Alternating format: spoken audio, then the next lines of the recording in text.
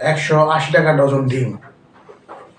একবার ভাবছেন দেশের পরিস্থিতি কতটা ভয়াবহ, বাজারের পরিস্থিতি কতটা ভয়াবহ, মানুষের অবস্থা মানে কতটা যে ভয়াবহ, এটা একমাত্র বাজারে গেলেই বোঝায়। একমাত্র মধ্যবিত্ত মানুষটা কতটা অসহায়, এটা শুধুমাত্র যারা বাজারে যায় বা বাজারে গিয়ে সার্বিক পরিস্থিতি দেখে, বাজারের করে নিয়মিত, তারা একমাত্র বলতে পারবে বর্তমান বাংলাদেশের পরিস্থিতি কতটা ভয়াবহ। অনেকেই সরকারকে দায়ী করতেছে বা সরকারকে দোষারোপ করতেছে। আসলে দেখেন, সরকারের তো এরকম এখানে তেমন কিছু করার নাই। তবে হ্যাঁ, সরকারের গাফিলতি আছে অনেক। সরকার যদি আরো ভালো করে বাজার পর্যবেক্ষণ করে, বাংলাদেশে প্রতিদিন গড় হিসাবে 4,50,00,000 ডিম লাগে। হয়তো হিসাবটা আরো অনেক বেশি হবে, তবে গড় হিসাবে এটা ধরা হয় 4,50,00,000 ডিম।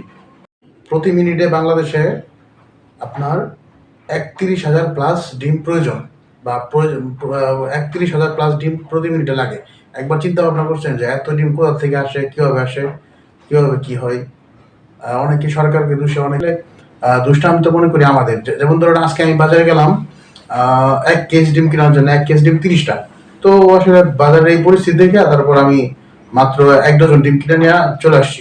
তো এরকম সবাই যদি আমরা কম কম কেনাকাটা করি বা ডিমটা কম কিনি, তো এক সপ্তাহ বড় জোর 8 থেকে 10 দিন লাগবে ডিমের দামটা আবার কমতে।